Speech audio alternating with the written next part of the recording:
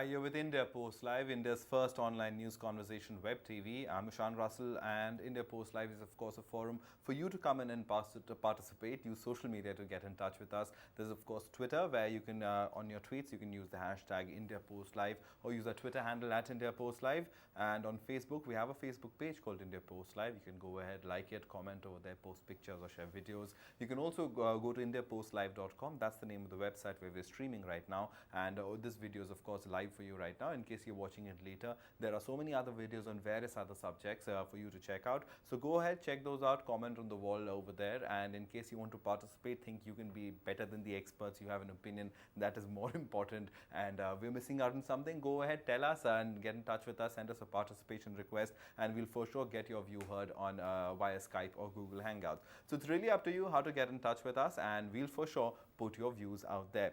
Today we're talking about cybercrime. Yes, cybercrime is as big as the World Wide Web. I mean, the kind of various crimes that occur could range from anything to anything, literally from cyberbullying to email hacking to accounts and money being swindled out of people. So do we in India have checks and measures in place to tackle cybercrime? Is there enough awareness? Is there enough police training? Is there enough are there enough legal measures? All these questions keep coming up again and again, and with the number of crimes rising, well, certainly these questions become even more pertinent. So we put a little bit of a story together for you. Have a look at that first. We first saw it in the movies and enjoyed it till it became a stark reality in our lives. Cybercrime, as we know, is a criminal activity using any form of technology like computers, mobile phones and tablets. Be it hacking your phone book to a virus, posting derogatory posts or comments on social networking websites against an individual, or stalking them, accounts for cybercrime. This phenomena is growing by the day in India, so much so that it has increased by about 600%. That too within a span of 11 years, from 2002 to 2013, according to National Crime Records Bureau. But after observing the records closely, the number of cases registered against cybercrime seem appalling. The number of internet users in India is estimated at about 240 million, and the total number of cases registered in 2013 were 5,693. The NCRB figures are a classical case of shutting your eyes to the reality. The fact remains that these figures have no connection of any kind whatsoever to the complete existing reality. Underreporting is a huge problem in India. We found out in our survey that for every 500 instances of cybercrime that take place in India, only 50 tend to get reported. And out of 50, only one tends to get registered as an FIR. And we believe that these are conservative figures. The bigger question, however, is whether India is ready to tackle this menace called cybercrime.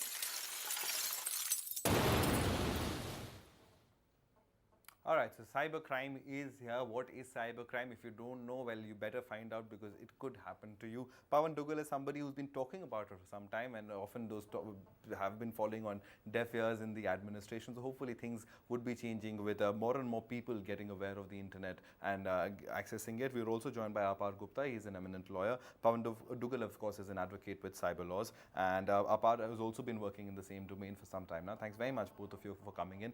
We're also joined by Milind Agarwal. He's the president of the Cybercrime Awareness Society. He joins us from Jaipur. Thanks very much, Milind, for coming in.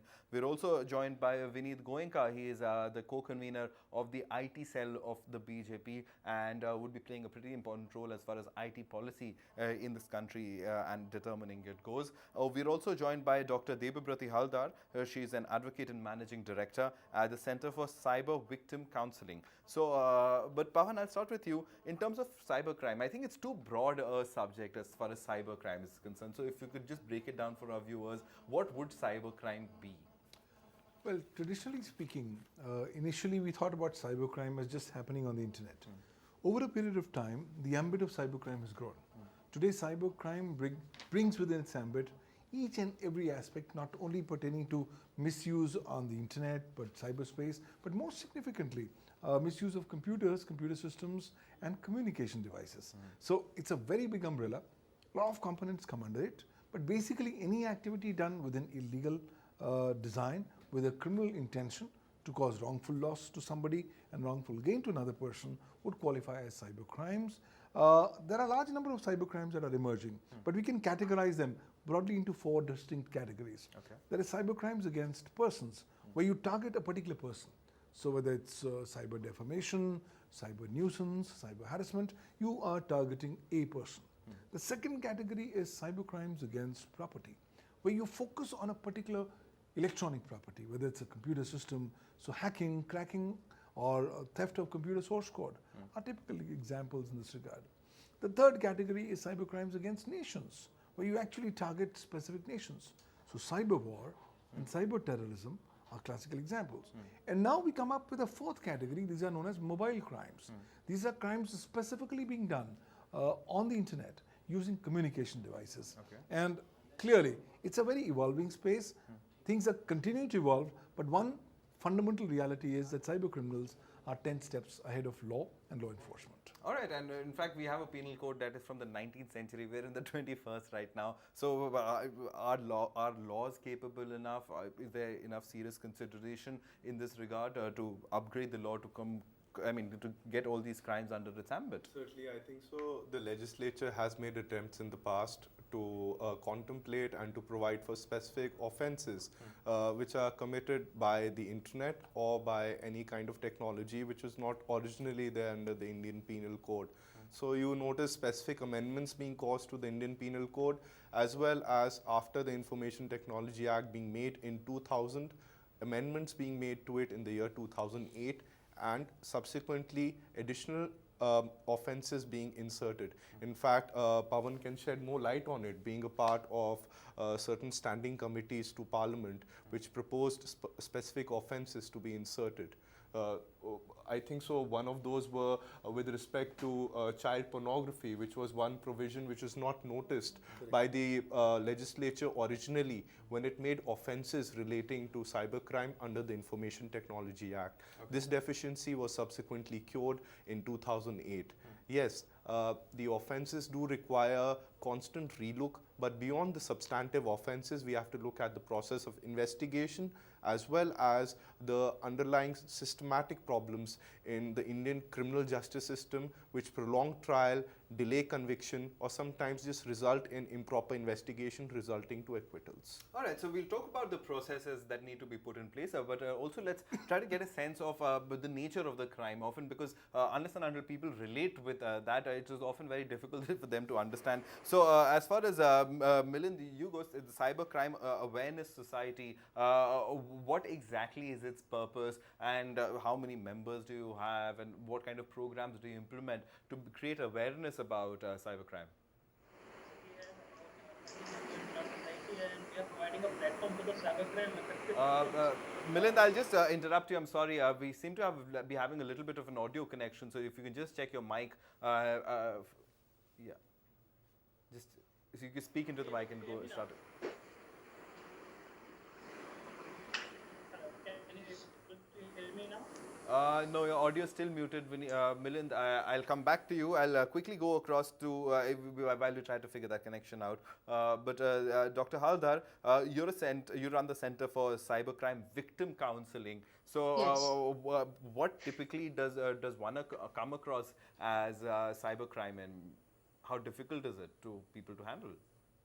Okay, we do come across lots of cases in our organization. One of the main sort of nature of crime we do come across is creation of fake profiles in the social media, and by that, taking revenge, like we call it like revenge pornography sometimes, and then sending harassing emails, and then going for trollings in the social media.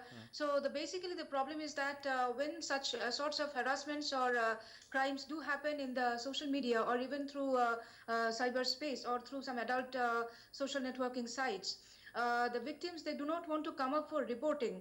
And once they do come up, if we counsel them that it's better that you should see the police or the law and justice machinery, and they feel so afraid for their privacy and for the society, and that's how they don't feel like going to the police. And once we coax them that you should go to the police, and you should lodge some reports, so only what I feel is that the growth of the crime rate can be regulated. What they feel is that the police sometimes feel very awkward regarding this jurisdiction issues, and even if when it is in the districts, and I'm not telling about the metro cities, when it is in the districts, like as per the IPC and CRPC, as per the new rules and regulations, the local police stations, any inspector, as per the IT Act, or even the district police headquarters, they can handle the cases. But unfortunately, even in these police officers also, some officers are completely unaware of the new trends of the crimes, new laws. So this becomes a huge difficulty for us, as an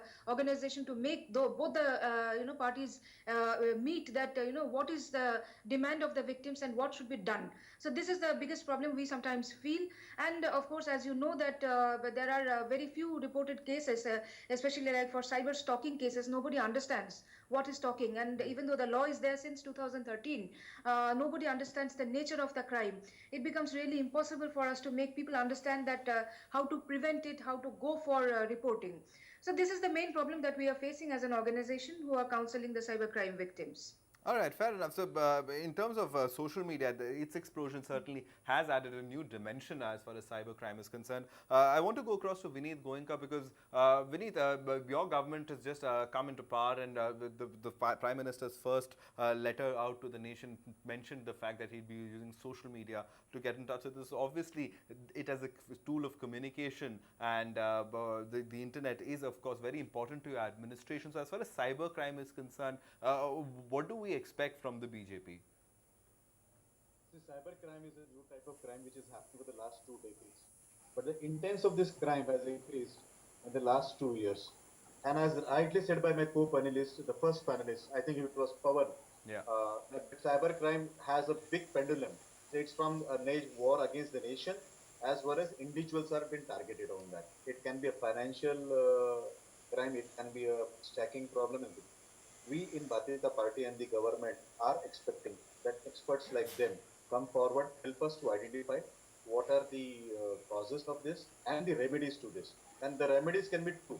It can be a technical remedy and also can be a legal remedy. So the government is trying to strengthen its departments by introducing technology so that we can see the source of the crime, fix the source of the crime.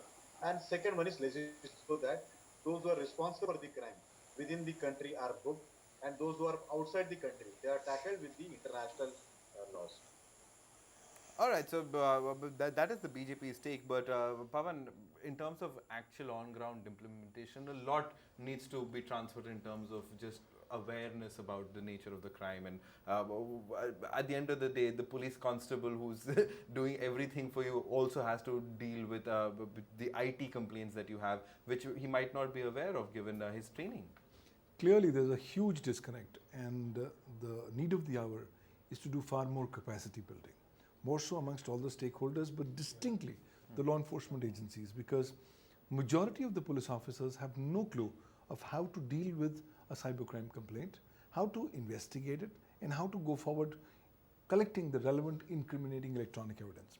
They also tend to get overwhelmed by the fact that large number of times these cybercrimes could have an international component, which means going to entities outside the territorial boundaries of India, and that could be a daunting task in its own self. More significantly, nowadays we are beginning to see that a lot of crimes are being done using mobiles and communication devices. And these police officers have not even been trained so much that they have to respect the mobile as an original incriminating electronic evidence. So what happens is that we've seen various cases where the policeman calls upon you to give your mobile and start fiddling with it, thereby tampering with the original electronic evidence. So huge need for capacity building amongst the law enforcement agencies to ensure that people do not tend to get scared. Today people are very scared to report cybercrimes. They anticipate harassment at the hands of the police. They're not even confident about the regime. They don't even know whether they will get any effective relief. And more significantly is the lurking fear that they could themselves be facing potential harassment at the hands of the police. All that is happening because we do not have a citizen-friendly approach when we are dealing with cybercrime prosecutions. It's high time that we need to change that particular mindset. All right, that mindset needs to be changed. In fact, we asked for people out there for video responses if they had anything to say about cybercrime, and we got a few of them so let's play out a couple of those for you first.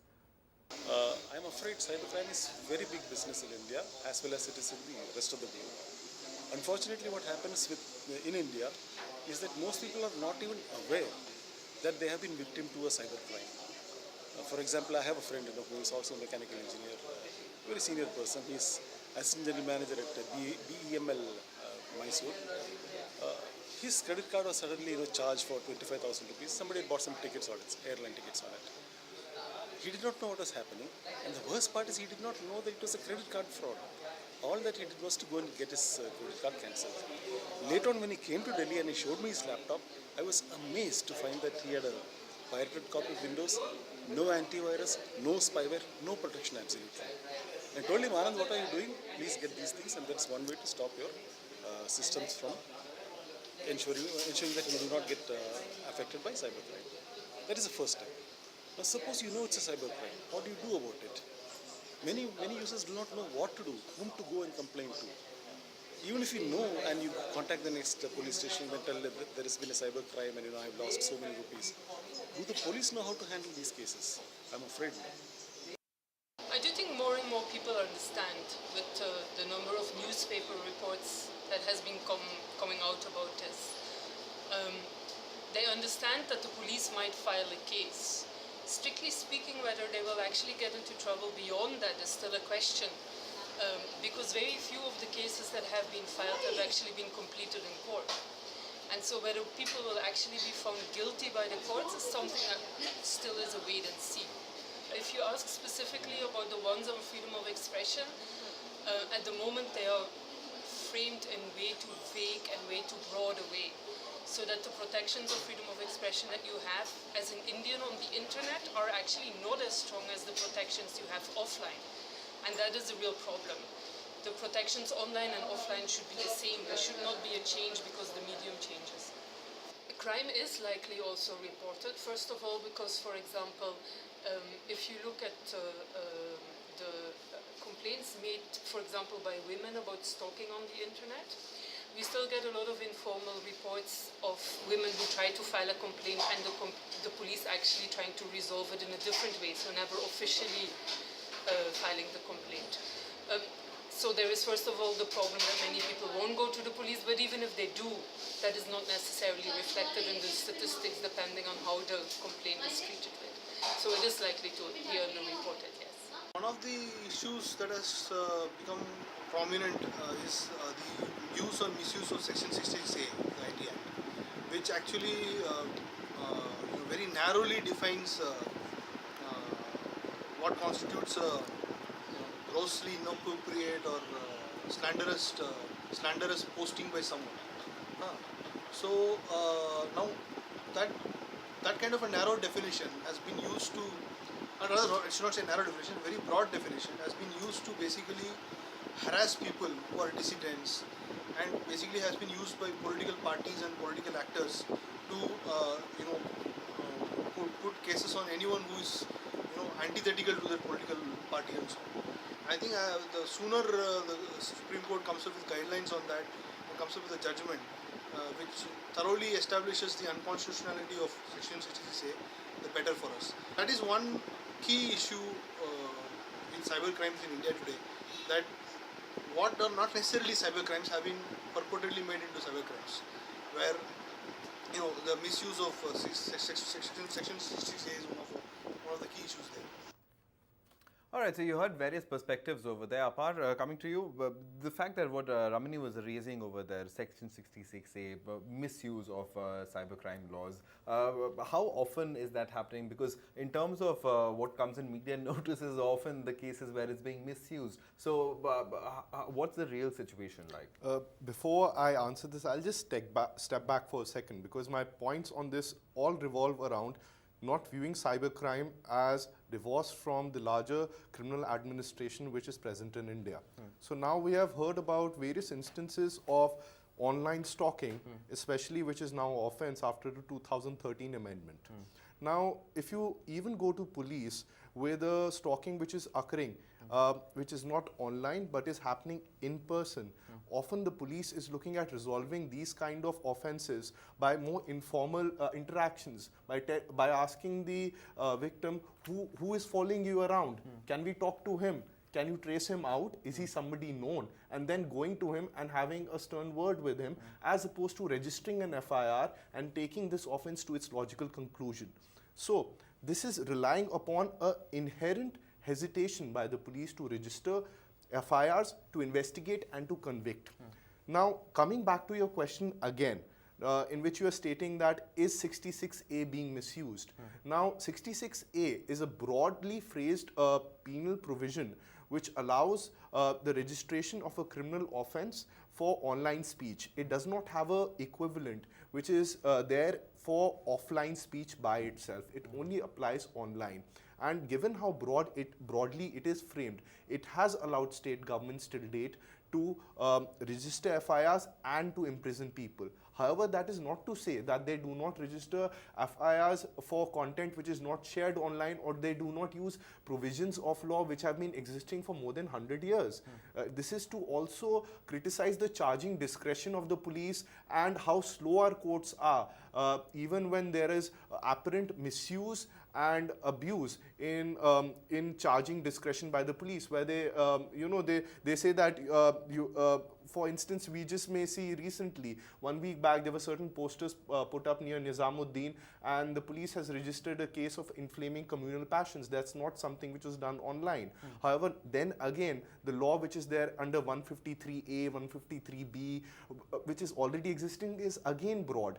And how will this entire speech-based offenses, what will be the solution to all of this it's my personal opinion, is through actual and swift conviction of actual physical crimes which occur subsequently from it. Because the justification for most FIRs which have been registered under 66A have been that it will lead to some kind of communal riots. However, if you see, there are the arrest of people who voice opinion and are arrested for 66A pales in comparison to actual riot accused who indulge in destruction of property and in violence. The second justification which is there for 66A is that it is there to protect women. But you already have provisions which are there for cyber stalking, for outraging the modesty of women through words, for even using abusive language, which is section 294. And just look at it very simply. There's section 294 which has already been existing under the Indian Penal Code, that if I use any kind of abusive language towards anyone in any medium, I can be arrested. So why are you not convicting these people who are using these kind of languages?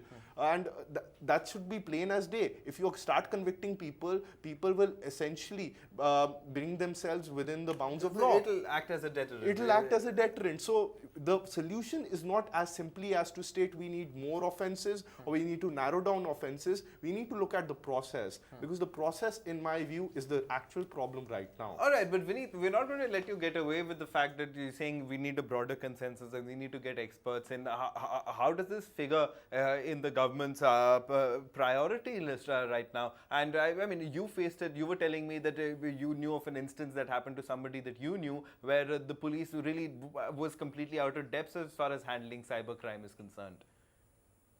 See, Ishan, this is actually a people process technology issue. We'll have to put in awareness in the people, create deterrent in the people's mind.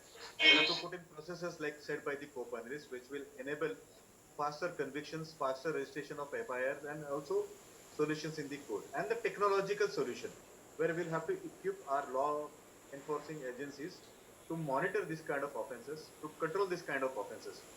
See, what is happening today is a policeman is trained to do a law and order on the road. He has been trained by the age-old practices. So what Mr. Narendra Modi is expecting or wants to do is to put in a process, put in a training, change the perspective of the policeman, and so that we can have a faster registration of FIRs, also have faster solutions to the crime. The culprits are being arrested and they are being brought to court. What we are trying to do is to put in a system whereby the police, the judiciary, and the technology department, there are various departments which may not be in front for the people, but there are department letters which can help into this, and these all are working towards a satisfactory solution to it. All right, but Pawan, I mean, you've been part of various committees and the thinking that has gone into the implementation of these various laws. But is enough being done? Is there enough serious effort happening? I think we only did some cosmetic amendments in 2008. Meanwhile, technology has not waited on. It's moved. Mobiles are now center stage. Social media had already come into existence since 2008, but the 2008 amendments did not deal with them.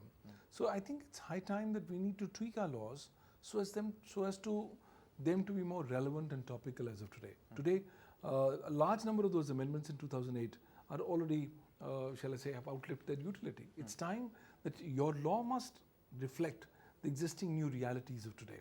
For example, with cloud computing coming in, with now over-the-top applications coming on mobile phones and smartphones, the WhatsApps of the world, they require a distinct new approach. And unfortunately, we in India have adopted the Bollywood approach. The Bollywood of having a Bollywood film, which has got various masalas. So the IT Act is similar like a Bollywood film, it's got different masalas. It's time that we start looking in the direction of more specific, subject-specific legislations, like legislations on privacy, legislations on data protection, other issues like spam. India is the topmost spam-producing nation in the world, and we don't have a legislation on spam. The IT Act is completely silent on spam. Similarly, spyware, malware are now becoming cottage industries. In a scenario like this, it's very important that you need to come up with appropriate legal mechanisms that can create some deterrence in the minds of people. Today, there's virtually no deterrence. Majority of cyber crimes are today bailable offenses, where bail is entitled to you as a matter of right. 3 cyber crimes are the only ones which get you non-bailable offenses. Now, it's high time that you need to give the message to the entire stakeholders that India is going to be pretty strict on cyber crime. 7 convictions in 19 years of a country of 1 billion plus is very pathetic statistics to tell you the efficacy of this entire situation. And practically speaking, you can't blame the police. They're just not trained. More significantly, electronic incriminating evidence is not picked up rightly. It's not properly retained. It's not properly produced. And how do you expect cybercrime convictions when your relevant incriminating electronic evidence has not been properly proved and retained in accordance with law? So a lot of work needs to be done, and I think it has to be a holistic approach, because law alone will not give you the entire answers. Law is one part of the jigsaw puzzle. The most significant part is to create far more capacity building and awareness amongst all stakeholders. All right, awareness is a point point that I want to bring Milind in. He is the president of the Cybercrime Awareness Society. Milind, the fact is that most people aren't even aware. As one of the video responses we got was the person wasn't even aware of credit card fraud. So, what do you think in terms of awareness? What are you doing, and what more can be done? Like what we are doing exactly is that we are awareing the people in colleges and schools. The students at the school level doesn't know what to do and what privacy should they maintain during going on the WhatsApp or Facebook. So basically our work is to aware the students and the college students as well, and the business holders as well. So we are awareing them like what exactly crimes are committing over the net and how to protect yourself and what to share over the net as well. All right, so this is perhaps a very important aspect of it, because often, Pawan, what we've seen is very young children, because suddenly you have a digital persona where you're out in the world. You would be earlier sheltered till your school is over and perhaps step out in the big bad world in college. But right now at 10, 12, 13, you're suddenly out there in your own self. So how difficult is it to prevent? Because many a times the child might not be aware of himself or him committing or herself committing a cyber crime. So there has to be it just can't be law at the end of the day. I'm very crystal clear. Law is only a very small component in the total ecosystem.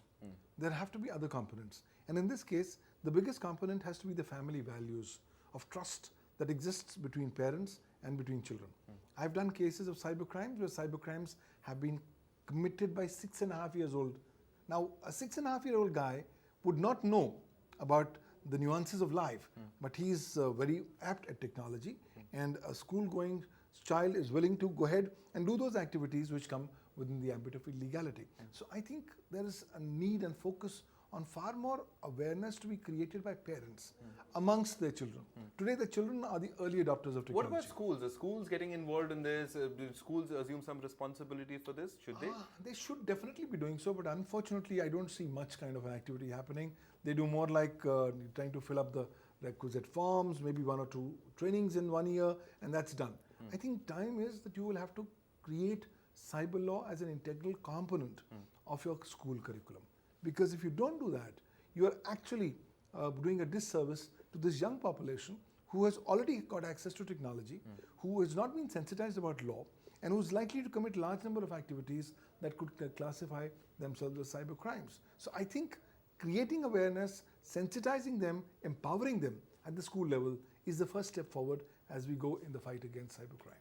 All right, Vineet, the final word I'll give to you because we really want to perhaps an affirmation, a commitment from the government as far as this issue is concerned. What can we actually see? We've spoken about various aspects. We've spoken of how to get the stakeholders involved, but in terms of implementing this really soon, because at the end of the day, our future generations are the ones who will be talking about whether we did the right thing or not in terms of dealing it and stemming with it, and perhaps India leading the way in dealing with cybercrime. This is an essential element of the entire governance. More and more crimes will be committed online rather than offline. And so probably we'll have to take help of all the specialists who are sitting in the studio right now and outside also, try to understand how do we put in that ecosystem which my co-panelist talked about. It's not only legislation but the awareness, also technology part. We are trying to talk to everybody involved. So will the various ministries like an HRD ministry and the IT ministry, can we get a commitment from you that they'll work together to perhaps at least move faster in this regard? See, this is not a single home ministry issue. It is nothing to do with home ministry alone, but it has to do with Ministry of Information Technology. It has to do with something with the social welfare department, the education department. So all of us will together put in a system whereby we create awareness, we create deterrence, we put in technology in the agencies. We also train the police personnel. We train our people who can actually stop this kind of bullying which is going on.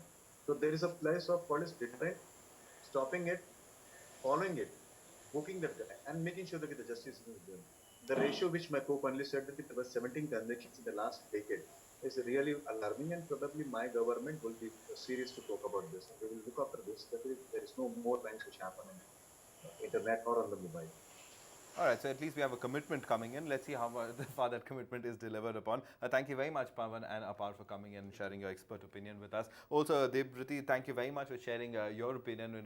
I'm sorry that I didn't come to you more often during the show to share your experiences, but I promise you we'll continue this discussion till the time all these things that we talk about become reality, because at the end of the day, we're on the internet. So let's try to define the laws that govern the internet altogether. And thanks very much, Milind and Vineet, for coming in and sharing your opinions. And thanks very much, Vineet, for that commitment. All right, so that was a little presentation on cybercrime. What do you think? Have you been a victim of cybercrime? Get in touch with us. We can get in touch, you in touch with the experts who can perhaps help you. And if you want to learn anything more, well, let us know. We'll, of course, get them to answer your questions as well. Thanks so much for watching.